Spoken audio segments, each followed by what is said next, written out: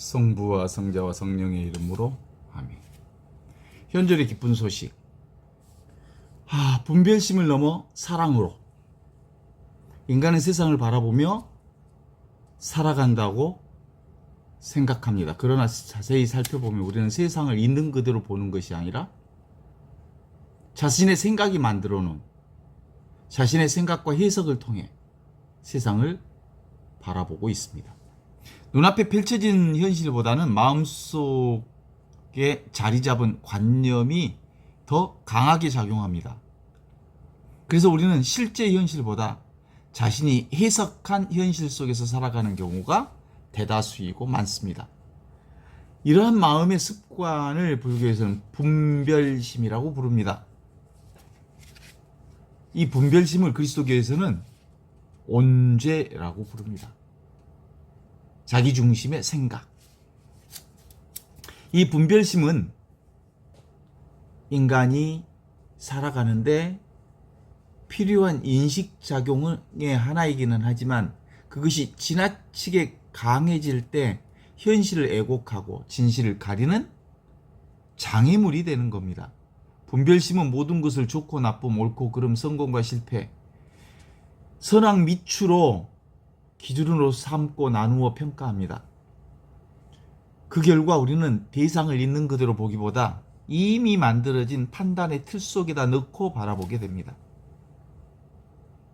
한 실험에서 사람들에게 초콜릿을 만든 똥 모양 과자를 보여주었다고 합니다. 아주 리얼한 똥 모양으로 만들어진 초콜릿 과자. 아이들은 그것이 초콜릿이라는 사실을 알게 되면 즐겁게 그 똥처럼 만들어진 초콜릿을 맛있게 먹는답니다.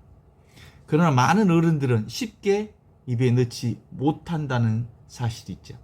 이게 한 실험 결과에서 나타난 현상입니다. 실제로 맛있는 초콜릿임을 압니다. 그럼에도 불구하고 똥이라는 이미지가 먼저 탁 머릿속에 떠오르기 때문에 눈앞에 있는 그것은 분명 초콜릿인데도 불구하고 마음은 그것을 초콜릿으로 보지 못한다는 사실입니다.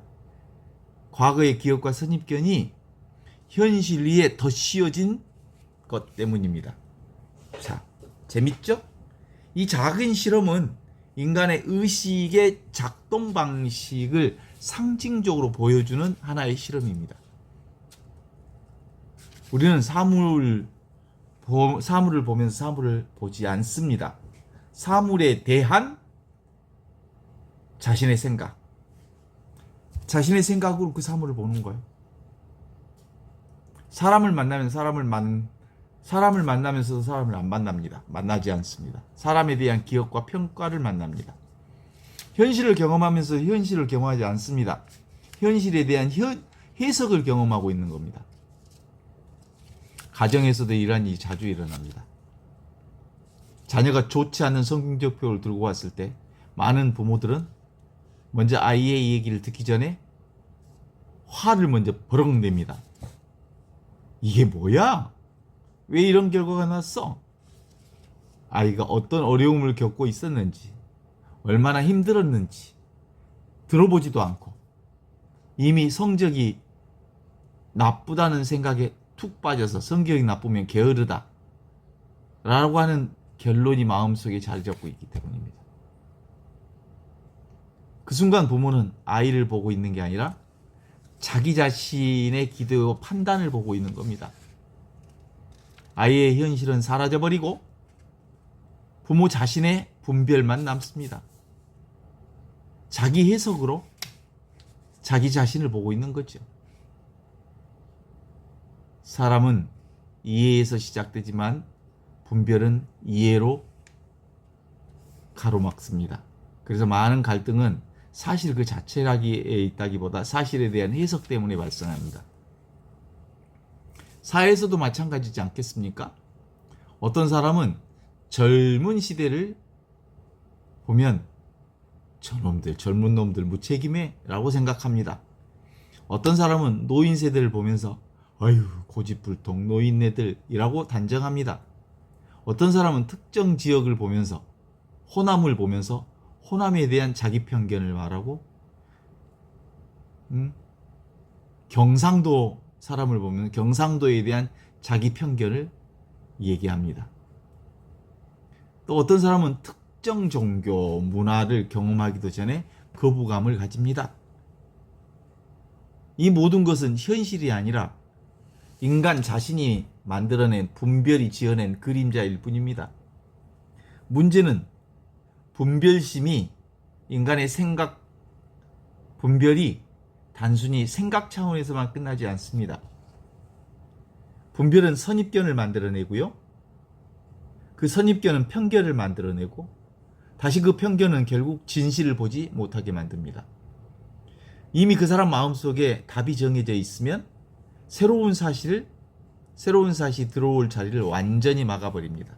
왜냐하면 자기 편견에 붙들려 있어서 아무것도 보이지 않습니다. 이미 판단이 끝나버렸기 때문에 도무지 이해하려 들지 않습니다. 모두를 차단해버립니다. 그래서 이해 자체가 불가능해집니다. 그 예가 예수님 시대의 율법학자들과 바리사이들이 바로 그러하였습니다. 그게 바로 율법학자들, 바리사이들의 함정이었습니다. 그들은 누구보다도 율법을 잘 안다고 했습니다. 누구보다도 종교적으로 열심한 구별되어진, 다른 사람들보다 구별되어진 열심을 살았다고 자부하는 사람들이었습니다. 그러나 그들은 예수님을 알아보지 못했습니다.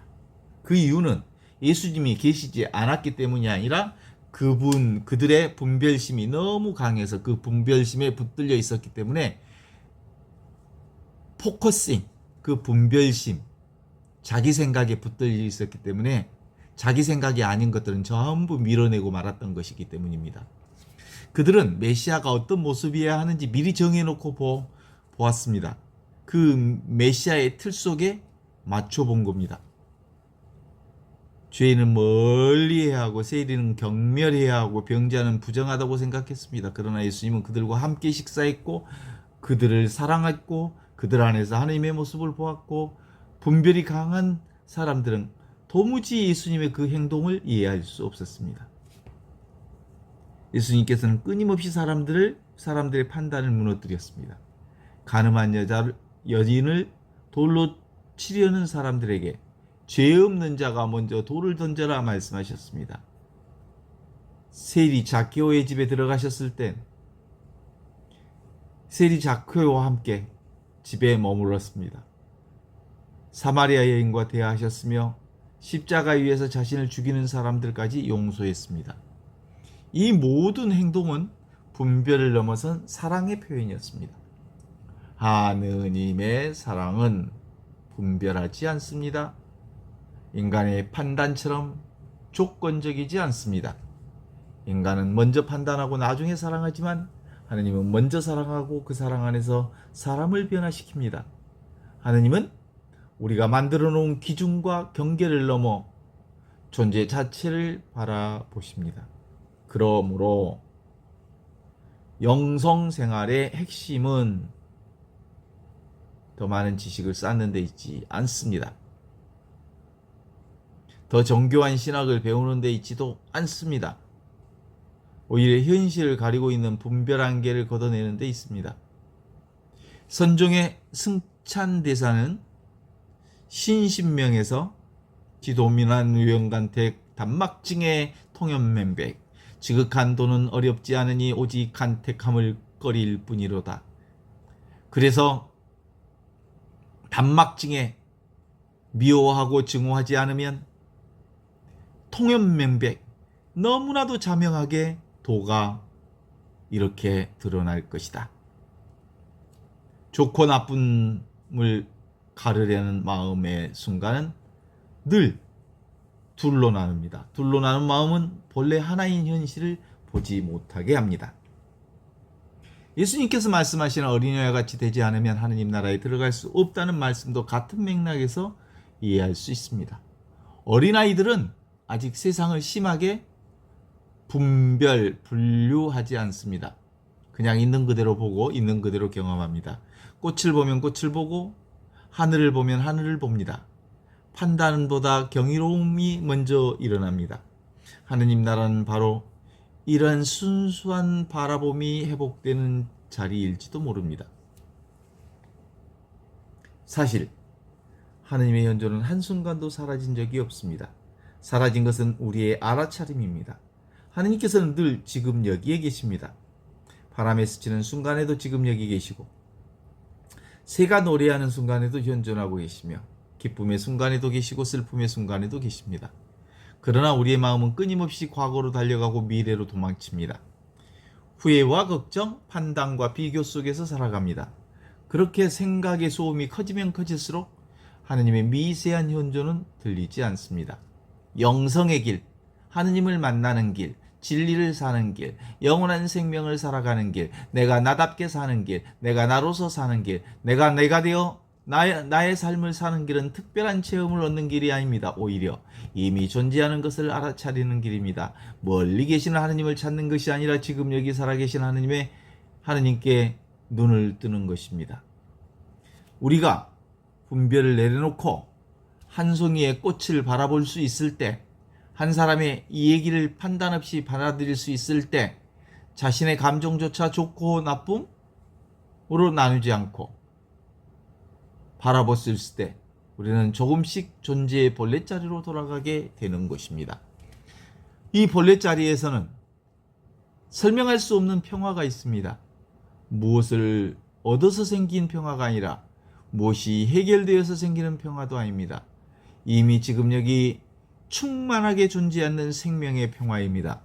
그 생명의 중심에서 우리는 문득 깨닫습니다. 하느님은 우리가 생각하는 대상이 아니라 지금 이 순간 살아 움직이는 존재 자체라는 사실을요. 하느님은 찾아야 할 어떤 먼 미래의 목적지가 아니라 지금 이 순간 숨결 속에 계시는 분이라는 사실을요. 그리고 우리가 분별의 잠에서 깨어날 때, 그때마다 하느님은 먼 곳에서 오시는 분이 아니라 이미 여기에 있었다는 사실을 새롭게 발견합니다. 지금 여기 순간 그것이 영원히 열리는 문이며 하느님의 현존이 드러나는 자리입니다.